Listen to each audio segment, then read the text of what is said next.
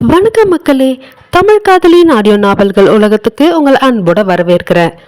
இது எழுத்தாளர் சங்கீத பிரியா தட்சிணாமூர்த்தியின் தாரிகி அவளின் காதல் அசுரனே பாகங்கள் 21 மற்றும் 22. கதையின் குரலாக நான் உங்கள் சங்கீத பிரியா தட்சிணாமூர்த்தி. அவன் செல்லும் திசையை பார்த்த வண்ணம் மௌனமாக மனதுக்குள் கவலை கொண்டவாறு அனாதி நின்று இருக்க, அந்நேரம் மேலிருந்து ஆங்காரமாய் ஒலித்தது ஒரு குரல். ஏய் மேலவாடி என்று ஜெயந்தியின் காட்டுக்கத்தல் சத்தத்தில் உடல் தூக்கி வாரி போட்டது அனாதிக்கு. மேலே செல்லலாமா வேண்டாமா என்று அவள் பயத்தில் நடுங்கி அவள் நின்று இருக்க, உன்னதான் டி அனாத நாயே மேலவா என்று மீண்டும் ஜெயந்தி கத்தும் சத்தம் கேட்கவே ஒருவாறாக தைரியத்தை வரவழைத்துக் கொண்டு மெதுவாக படிகளில் ஏற துவங்கினாள் அனாதிகா. மேலே சென்றவள் ஜெயந்தி எங்கிருந்து கத்துகிறாள் என்று புரியாமல் நின்று இருக்க, அங்கு இந்திரஜித் கூறியதுபடியே ஸ்டோர் ரூமின் அருகே இருந்த ஒரு அறையில் இருந்துதான் ஜெயந்தி கத்திக் கொண்டிருப்பது கேட்டது.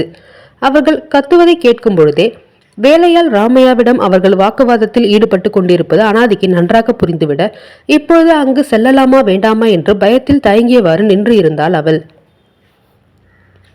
அந்நேரம் இன்னும் அனாதி மேலே வரவில்லையே என்று கோபமாக வெளியே வந்த ரீஷ்மா அவள் கைகளை பிசைந்த வண்ணம் நின்று இருப்பதைக் கண்டு, எவ்வளவு திமிரு இவளுக்கு, அம்மா இவ்வளவு சத்தம் போடுறாங்க, அப்பவும் இங்க நின்று வேடிக்கை பார்த்துக்கிட்டு இருக்கா இவள என்று பற்களை கடித்து கொண்டு வேகமாக அவள் அருகே சென்ற ரீஷ்மா அவள் கூந்தலை கொத்தாக பிடிக்க வலியில் கதறி துடித்தாள் அனாதி. அவள் கதறலையெல்லாம் கொஞ்சமும் பொருட்படுத்தாமல், பிச்சைக்கார நாயே, எங்க அம்மா சத்தம் போடுறது கேட்டும் அமைதியா நிக்கிறியா, உனக்கு அவ்வளவு கொழுப்பாயிடுச்சா என்று ஆங்காரமாக கத்தியவள் அவள் கூந்தலை பிடித்து இழுத்த வண்ணமே அவளை தன்னுடன் அழைத்து கொண்டு நடக்க, ரீஷ்மா விடு, வலிக்குது ரீஷ்மா, பிளீஸ் எனக்கு ரொம்ப வலிக்குது, என்ன விடு என்று அழுத வண்ணமே அவள் இழுத்த இழுப்பிற்கெல்லாம் சென்றாள் அனாதி.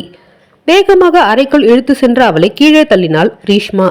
கீழே விழுந்த அனாதிக்கு முழங்கையில் நன்றாக அடிபட்டுவிட வலியில் கையை பிடித்து கொண்டு அப்படியே அமர்ந்து விட்டாள் அவள். அங்கிருந்த சோஃபாவில் கால் மேல் கால் போட்டு அமர்ந்திருந்த ஜெயந்தி தன் காலால் கீழே குனிந்து கண்ணீர் வடித்து கொண்டிருந்த அனாதியின் முகத்தை நிமிர்த்த, ராமையாவோ, அம்மா என்ன பண்றீங்க நீங்க என்று கத்தினார் கோபமாக. அவரை திரும்பி ஏளனமாக பார்த்த ஜெயந்தி, என்ன இந்த வீட்டில் வேலை செய்யறன் தானே நீ, என்னையே எதிர்த்து கேள்வி கேட்கிற, நான் இந்த வீட்டுக்கு சொந்தக்காரி, என்னை எதிர்த்து பேசுகிற வேலையெல்லாம் வேணாம், வேலைக்கு வந்த பிச்சைக்கார நாய் அந்த வேலையை மட்டும் பார்த்துட்டு போ, வீட்டுக்கு எஜமானிய கேள்வியெல்லாம் கேட்கக்கூடாது என்று ஆங்காரமாய் கூற ராமையா எதுவும் பேச முடியாமல் அமைதியாக நின்றார். வயதில் பெரியவர் என்று கூட மரியாதை கொடுக்காமல் அவள் பேச, அத்தை வயசுல பெரியவங்களுக்கு கொஞ்சமாவது மரியாதை கொடுங்க, ஏன் இவ்வளவு மோசமா நடந்துக்கிறீங்க என்று அவள் கண்ணீருடன் கேட்க, அடுத்த நொடி ரீஷ்மா அவள் கன்னத்தில் பளீர் என்று ஒரு அறையை விட்டிருந்தாள். அம்மா என்று கன்னத்தில் கை வைத்து கொண்டு அனாதி வலியில் கத்த, என் அம்மாவையும் எதிர்த்து பேசுறியா என்றால் பற்களை கடித்து கொண்டு அரைக்கி போல் ரீஷ்மா. இவ்வளவு நேரம் கீழே இந்திரஜித் இருக்கும் பொழுது இவர்கள் நடந்து கொண்டதற்கும் இப்போது இவர்கள் நடந்து கொள்வதற்கும் வித்தியாசம் உள்ளதை புரிந்து கொண்ட அனாதி அவர்களை புரியாமல் பார்க்க, என்னடி வசதி வாய்ப்பை பார்த்த உடனே நாங்கெல்லாம் உனக்கு துச்சமா தெரியுறோமா, என் பையனை கல்யாணம் பண்ணிட்டு உன்னோட ராசியால அவன் செத்து போன உடனே இப்ப இன்னொருத்தனையும் கல்யாணம் பண்ணிட்டு கூச்சமே இல்லாம அவன் கூட வாழ்ற, நீ எல்லாம் பொம்பளை அடி என்று ஜெயந்தி கோபமாக கத்த, அவள் கூறிய வார்த்தைகளை ஏற்றுக்கொள்ள முடியாமல் மருகி நின்றாள் பெண்ணவள். விக்ருதாவோ, ஐயோ அத்தை, அனாத நாய்க்கு ஏது சூடு சொன்ன மானம் மரியாதை எல்லாம், எவன் கூப்பிட்டாலும் பணம் கொடுக்குறேன்னு சொன்னா அவன் பின்னாடியே போறவதானே இவ, அதான் இந்திரஜித்தோட பணத்தை பார்த்துட்டு வாயை பொழந்துக்கிட்டு அவன் பின்னாடியே வந்துட்டா என்று நாக்கில் நரம்பில்லாமல் அவள் பேச, அக்கா ப்ளீஸ் இப்படியெல்லாம் பேசாதீங்க என்று கதறி அழுதாள் அனாதி. எதுவும் பேச முடியாத நிலையில் ராமையா அமைதியாக நின்று இருக்க, நீ என்ன பண்றீங்க, முதல்ல ரூமை விட்டு வெளியே போ, வீட்டு வேலை செய்யற வேலைக்கார நாய் வாசலோட தான் நிக்கணும், வீட்டுக்குள்ள எல்லாம் வரக்கூடாது, வெளியே போ என்று ரீஷ்மா ஏளனமாக கூற, ராமையா அனாதியை பாவமாக பார்த்தார். கண்களால் அவரிடம் கெஞ்சியவாறே அறையை விட்டு வெளியே செல்லுமாறு அனாதி கூற, அவள் கூந்தலை பிடித்து தூக்கி நிறுத்திய விக்ருதா, என்னையா இவ சொன்னாதான் கேப்பியா, நாங்களும் இந்த வீட்டோட எஜமானிங்க தான், இந்த அனாத நாய்க்கு கொடுக்குற மரியாதை கூட எங்களுக்கு கொடுக்க மாட்டீங்களா நீங்க எல்லாரும் என்று அவள் ஆங்காரமாக கத்த, அவள் கூந்தலை பிடித்து இழுத்ததில் வலியில் உயிரே போவது போல் தோன்றியது அனாதிக்கு. கருணாகரன் எதுவும் பேச முடியாமல் ஜெயந்தியை எதிர்க்கவும் முடியாமல் அறையின் ஓரத்தில் அமைதியாக நின்று இருக்க, விக்ருதா அனாதியை தன்புறம் திருப்பியவள், அவள் கூந்தலை இறுக பற்றியவாறே, இங்கே பாருடி, நீ என்ன பண்ணுவ ஏது பண்ணுவேன்னு எனக்கு எதுவும் தெரியாது. இந்த வீட்டில் எங்களுக்குன்னு தனித்தனியாக ஒரு ரூமை ரெடி பண்ணி கொடுக்கணும். எங்கள் எல்லாராலையும் இதை ஒரே ரூமில் இருக்க முடியாது. உன் புருஷன் அது சொன்னா இது சொன்னான்னு அவங்க கூட இருக்காங்கன்ற தைரியத்துலலாம் நீ ஆடக்கூடாது. நீ எப்பவும் எங்களோட அடிமை தான். இப்போவே எங்களுக்கு செப்பரேட்டாக ஒரு ரூமை ரெடி பண்ணி கொடுக்குற. அதுவும் இந்த ரூமை பார்த்தியா, இவ்வளவு சின்ன ரூமில் எந்த ஒரு வசதியும் இல்லாமல் நாங்கள் வாழணுமா? ஒன்றுமே இல்லாத பிச்சைக்கார நாய் நீயே ஏசியில் சொகுசாக வாழணும்னு நினைக்கும் போது நாங்கள் ஏண்டி நினைக்கக்கூடாது? மரியாதையை இப்பயே எங்களுக்கு ஒரு தனி ரூமை ரெடி பண்ணி கொடுக்குற. அதுவும் சகல வசதியோட எங்களுக்கு அந்த ரூமை ரெடி பண்ணி கொடுக்கணும். புரியுதா என்று விக்ரோதா கூற, இந்தரை மீறி செய்ய முடியாத நிலையிலும் அவர்கள் மேல் உள்ள பயத்திலும் சரி என்று கண்ணீருடன் தலையாட்டினாள் அனாதி. அவள் கூந்தலை பிடித்து இழுத்துக்கொண்டே வந்து அறையை விட்டு வெளியே தள்ளியவள், உனக்கு 2 மணி நேரம் தான் டைம். அதுக்குள்ளே எங்களுக்கு தனி ரூம் ரெடியாகி இருக்கணும். இல்லைன்னு வை, என்னோட தண்டனையே வேற மாதிரி இருக்கும் என்று விழிகளை உருட்டி அரைக்கி போல் அவள் கூற, பயத்துடன் சரி என்று தலையசைத்து விட்டு மெல்லமாக அங்கிருந்து நகர்ந்தாள் அனாதி. கூறியது போலவே ராமையாவிடம் பேசி அனைவருக்கும் தனித்தனியாக ஒரு அறையை அவள் தயார் செய்து கொடுத்திருக்க, ஜெயந்தி தங்களுக்கென்று ஒதுக்கப்பட்ட அந்த சகல வசதிகளுடன் கூடிய அறையில் சென்று கட்டிலில் பொத்தென்று விழுந்தாள். அந்த வீட்டில் இருந்ததை விட வசதியெல்லாம் ரொம்பவே மிக அதிகமாக தான் இருக்கு.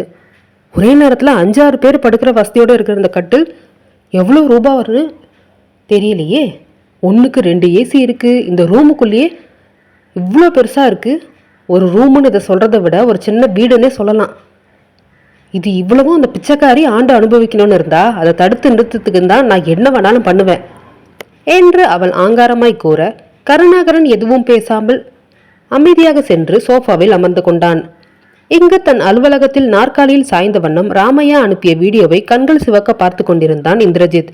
எதிர்ச்சியாக அவனை சந்திப்பதற்காக, அவனை பார்ப்பதற்காக அவன் அலுவலகம் வந்திருந்த ராஹித்யா இந்திரஜித் முகத்தை கண்டு ஒரு நொடி பயந்தே போய்விட்டான்.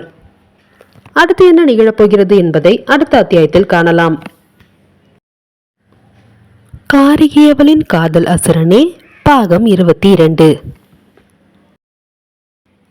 ஜெயந்தி கட்டளையிட்டது போல் அவர்களுக்காக தனியாக ஒரு ரூமை தயார் செய்ய வேண்டும் என்று நினைத்து கொண்டு தயங்கியவாறே கீழே வந்த அனாதி கண்களால் பாட்டியை தேட, அவரும் அப்போதுதான் வேதாவை அழைத்து கொண்டு வீட்டிற்குள் நுழைந்தார். கன்னத்தில் கைதடம் பதிந்து தலைமுடியெல்லாம் கலைந்து அலங்கோலமாய் நின்று இருந்த அனாதியை கண்டு பதறிய பாட்டி வேகமாக அவள் அருகே ஓடி வந்தவர், என்னம்மா, என்ன ஆச்சு? ஏன் உன் முகமெல்லாம் இப்படி இருக்கு? யார் உன்னை அடிச்சது என்று அவள் கன்னத்தை தொட முயற்சிக்க வலியில் முனகினாள் அவள். ஐயோ, இவ்வளவு பெருசா வீங்கி இருக்கு. யார் இப்படி பண்ணது? இந்த தம்பியா உன்னை அடிச்சாரு என்று பாட்டி பதட்டமாக கேட்க, இல்லை என்று கண்ணீருடன் தலையசைத்தவள் பாட்டியை அணைத்து கொண்டு கதறிவிட்டாள் கண்ணீருடன். ராமையா அங்கே வந்தவர், இந்த ஐயா அம்மாவை அடிக்கலம்மா, அடிச்சது அவங்களோட மாமியார் தான் என்றார் கவலையாக. அவர் கூறியதை கேட்டு அதிர்ந்த பாட்டி, என்ன ராமு சொல்ற? அந்த பொம்பளை எதுக்கு இவ்வளவு அடிக்கணும்? என்ன பிரச்சனை? எதுக்காக அடிச்சாங்க அவங்க என்று புரியாமல் அவர் கேட்க, மேலே அறையில் நடந்த அனைத்தையும் பாட்டியிடம் கூறினார் ராமையா. எவ்வளவு திமிர் இருக்கணும் அந்த பொம்பளைக்கு! இந்தர் தம்பி இருக்கும்போது ஒரு மாதிரி நடிக்கிறாங்க, அவர் வீட்டை விட்டு வெளியே போனா வேற மாதிரி நடந்துக்கிறாங்க. இந்தர் தம்பி ஏன் அந்த குடும்பத்தை இந்த வீட்டுக்குள்ள இருக்கிறதுக்கு சம்மதம் சொன்னாரு? அவங்கள அடிச்சு அப்பவே வெளியே துரத்தி இருக்க வேண்டியது தானே என்று அவர் கோபமாக கேட்க, அனாதி கண்ணீருடன் வக்கீலிடம் இந்திரஜித் பேசியது மற்றும் ஜெயந்தி, விக்ருதா, ரீஷ்மா என அனைவரும் பேசியதையும் கூற, தான் சிறிது நேரத்திற்கு முன்பு இவ்வளவு நிகழ்வுகள் நடந்து விட்டதா என்பது போல் ஆச்சரியமாக அவள் கூறியதையெல்லாம் கேட்டுக்கொண்டிருந்தார் பாட்டி. என்னம்மா இதெல்லாம்? உன் மாமியார்காரி சரியான நடிப்புக்காரியா இருப்பா போல. இந்தர் தம்பி இருக்கும்போது உன் மேல பாசம் இருக்கிற மாதிரி நடிச்சிருக்காங்க. அவர் வீட்டை விட்டு வெளியே போன உடனே உன்னை அடிச்சு கொடுமைப்படுத்தி இருக்கா. இவ்வளவு நாளும் அவன் உன்னை இப்படிதான் கொடுமைப்படுத்தினாளா என்று அவர் வேதனையாக கேட்க, அவருக்கு எந்த பதிலும் கூறாமல் தலைகுனிந்து அழுது கொண்டிருந்தாள் அனாதி. வேதா அவள் அழுவதையே விழிகளை விரித்து பார்த்து கொண்டிருந்தவள் அவள் அருகே சென்று அவள் புடவை முந்தானை பிடித்தவாறு, அண்ணி அழாதீங்க, நீங்க அழுத எனக்கும் அழுக வருது என்றால் உதட்டை பிதுக்கி பாவமாக. கீழே மண்டியிட்டு அமர்ந்த அனாதி வேதாவை தன்னோடு அணைத்து கொண்டு மௌனமாய் கண்ணீர் வடிக்க, அழாதடா கண்ணு, உன்னோட இந்த கஷ்டமெல்லாம் சரியாகிற நாள் ரொம்ப தூரத்துல இல்லை. எப்போ இந்த தம்பி உன் கழுத்துல தாலி கட்டினாரோ அப்பவே உனக்கு விடிவு காலம் பிறந்துருச்சு. நீ தேவையில்லாம இதை பத்தி யோசிக்காத, எல்லாத்தையும் தம்பி பார்த்துக்குவாரு என்று பாட்டி கூற, ராமையாவும், அம்மா, அந்த பொம்பளையும் அந்த பொம்பளை குடும்பத்தை சேர்ந்தவங்களும் அவங்களுக்கு தனியாக ரூம் வேணும்னு அனாதி அம்மாவும் மிரட்டி வச்சிருக்காங்க. அதனால அந்த ரூம் எல்லாத்தையும் நான் ரெடி பண்ணணும். என்று அவர் கூற இந்திரஜித் சொல்லை மீறி செய்வதற்கு பயமாக இருந்தாலும் அவர்கள் எங்கு மேலும் அனாதையை காயப்படுத்த முயல்வார்களோ என்று பயந்து, சரி ராமு, எல்லாருக்கும் தனி ரூமா ரெடி பண்ணி கொடுத்துரு, நம்ம அப்புறம் பேசிக்கலாம் என்று பாட்டி கூற சரி என்று தலையசைத்து விட்டு அடுத்த 2 மணி நேரத்திலேயே ஒவ்வொருக்கும் தனித்தனியாக ரூமை தயார் செய்து கொடுத்து விட்டார் ராமையா. இங்கு தன் அலுவலகத்தில் அமர்ந்து ராமையா அனுப்பிய வீடியோவை கண்கள் சிவக்க பார்த்து கொண்டிருந்தான் இந்திரஜித். அவன் கண்கள் இரண்டும் கோவை பழம் போல் சிவந்து அவன் முகம் முழுவதும் ரௌத்ரம் பொங்கும் அக்னியை போல் சிவந்து கொண்டிருந்தது. அந்நேரம் இந்திரஜித்தை காண்பதற்காக அவன் அலுவலகம் வந்த ராஹித்யா அவன் முகத்தை கண்டு தானே ஒரு நிமிடம் பயத்தில் நடுங்கிவிட்டான். என்ன ஆச்சு இவனுக்கு? இவ்வளோ கோவமா உட்காந்துருக்கான். கையில் வேற ஃபோனை வச்சு பார்த்துட்டு இருக்கானே. அந்த ஃபோனில் இருக்கிறத பார்க்கும்போது தான் என் முகம் இவ்வளோ கோவமா இருக்கு. அப்படி அதில் என்ன இருக்கு, என்ன பிரச்சனைன்னு தெரியலையே என்று அவன் அருகே வேகமாக சென்றவன், என்னடா ஆச்சு, ஏன் இவ்வளோ கோவமா இருக்க, ஏதாவது பிரச்சனையா இந்தர் என்று ராஹித்யா புரியாமல் கேட்க அந்த வீடியோவை திருப்பி ராஹித்யாவின் புறம் காட்டினான் இந்திரஜித். அதில் அனாதியை விக்ருதா, ரீஷ்மா, ஜெயந்தி என அனைவரும் கொடுமைப்படுத்தியது தெளிவாக காணொலியாக ஓடிக்கொண்டிருக்க அதை பார்த்த ராஹித்யாவிற்கும் ஏனோ கோபம்தான் வந்தது. என்னடா அதெல்லாம், இந்த பொண்ணு போட்டு இப்படி கொடுமைப்படுத்துறாங்க, அப்ப இவ்வளவு நாள் அந்த கொடுமையை தான் அந்த பொண்ணு அனுபவிச்சுட்டு இருந்தாளா என்று இந்திரஜித்திடம் கேட்க அவன் எந்த பதிலும் கூறாமல் அமைதியாக அந்த வீடியோவை தான் கண்கள் சிவக்க பார்த்து கொண்டிருந்தான். இதுக்கு தாண்டா சொன்னேன் அந்த பொம்பளை வீட்டுக்குள்ள சேர்க்காதன்னு, அவளால் உன் பொண்டாட்டிக்கு பிரச்சனை வரும்னு சொன்னேன், கேட்டியா நீ? இப்போ பாரு, நீ ஆஃபீஸ்க்கு இந்த பக்கம் வந்த உடனே அந்த பொண்ணை எப்படியெல்லாம் கொடுமைப்படுத்துறாங்க எல்லாரும் சேர்ந்துக்கிட்டு. இதெல்லாம் வேண்டாம், அவங்கள முதல்ல வீட்டை விட்டு அடிச்சு துரத்து.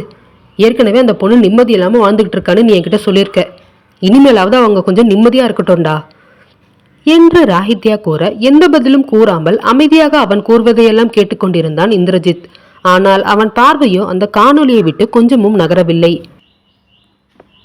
அவன் மனதில் என்ன நினைக்கிறான் என்று ராஹித்யாவிற்கு சுத்தமாக புரியவில்லை. ஆனால் அவன் அமைதி ஒரு நொடி ராஹித்யாவை பயம் கொள்ள வைத்தது. என்னடா அமைதியா இருக்க, நீ அமைதியா இருக்கிறத பார்க்கும்போது எனக்கு பயமா இருக்கு என்று பயத்துடன் சாகித்யா வினவ, நீ எதுக்கு இங்க வந்திருக்க என்றான் இந்திரஜித் அமைதியான குரலில். சும்மா உன்னை பார்த்துட்டு போலாம் தாடா வந்தேன் என்று ராஹித்யா கூற அதன் பின்பு எதுவும் பேசவில்லை அவன். இரவு உணவை அனாதி சமையலறையில் நின்று வேர்க்க விறுவிறுக்க சமையல் செய்து கொண்டிருக்க ஹாலில் அமர்ந்து கால் மேல் கால் போட்டு அமர்ந்தவாறு ஜெயந்தி, ரீஷ்மா, விக்ரதாவிடம் பேசிக் கொண்டிருந்தாள். வீட்டின் வேலை செய்யும் ஆட்கள் அனைவரும் அவரவர் வேலை செய்து கொண்டிருக்க, ஏய் பிச்சைக்கார நாயே, வெளியே வாடி என்று ஹாலில் இருந்து சத்தம் கொடுத்தாள் ஜெயந்தி. அவளின் சத்தத்தில் அடித்து பிடித்து வெளியே ஓடி வந்த அனாதி பயத்துடன் அவளை பார்க்க, என்ன, நான் சொன்ன மெனுப்படி எல்லாத்தையும் செஞ்சு முடிச்சிட்டியா, சமையல் எல்லாம் முடிஞ்சிருச்சா என்று ஜெயந்தி அதிகாரமாக கேட்க, செஞ்சிட்டே இருக்கேன் அத்தை என்றால் மெதுவான குரலில் அனாதி. என்னது செஞ்சுக்கிட்டு இருக்கியா? ஏண்டி, மணி இப்பவே 8 ஆகிடுச்சு, இன்னும் எவ்வளவு நேரம் தான் எங்களை பட்டினி போடுவ? இன்னும் 1/2 மணி நேரத்துல சாப்பாடு எல்லாம் ரெடியாகி இருக்கணும், இல்லைன்னு வெய்யி பழுக்க காய்ச்சின கம்பியை உடம்பு முழுக்க இழுத்து விட்டுருவேன், ஜாக்கிரதை என்று ஜெயந்தி கூற ஏற்கனவே அவள் அப்படி சூடு வைத்தது நினைவில் இருக்க அதில் பயத்தில், இன்னும் 10 நிமிஷத்துல ரெடி பண்ணிடுவேன் அத்தை என்றால் மீண்டும் பயத்துடன், இங்கேயே இன்னும் எவ்வளவு நேரம் நிற்க போற என்று ஆங்காரமாய் ரீஷ்மா கேட்க வேகமாக மீண்டும் சமையலறை நோக்கி ஓடினாள் அனாதி. கூறியது போலவே 10 நிமிடத்தில் வேகமாக சமையலை செய்து முடித்து டைனிங் டேபிளில் அனைத்தையும் எடுத்து வைத்து அவர்களை நெருங்கியவள், அத்தை சாப்பிட வாங்க என்று பயத்துடன் அவளை அழைக்க தெனாவட்டாக நடந்து வந்த ஜெயந்தி சேரில் அமர அவளுக்கு உணவை பரிமாறினாள் அனாதி. அனைவரும் அமர்ந்து உணவு உண்ண தயாராக இருக்க, இங்க என் பொண்டாட்டி யாருக்கும் வேலைக்காரியா வேலை செய்யலையே என்ற இந்திரஜித்தின் கர்ஜனை குரலில் அனைவரும் பயத்துடன் வாசல் புறம் திரும்ப அங்கு கைகளை மார்புக்கு குறுக்கே கட்டிக்கொண்டு நெஞ்சை நிமிர்த்தியவாறு கண்கள் சிவப்பேறி ரௌத்ரம் பொங்கும் முகத்துடன் முகத்தில் உணர்ச்சிகளை காட்டாமல் நின்றிருந்தான் இந்திரஜித். ஆனால் அவனின் அந்த தோரணையை கண்டு மற்றவர்களுக்கு தான் பேய் அறந்தது போல் ஆகியது முகம். அடுத்த நொடி அனைவரும் பயத்தில் எழுந்து நின்றுவிட்டனர். அடுத்து என்ன நிகழப்போகிறது என்பதை அடுத்த அத்தியாயத்தில் காணலாம்.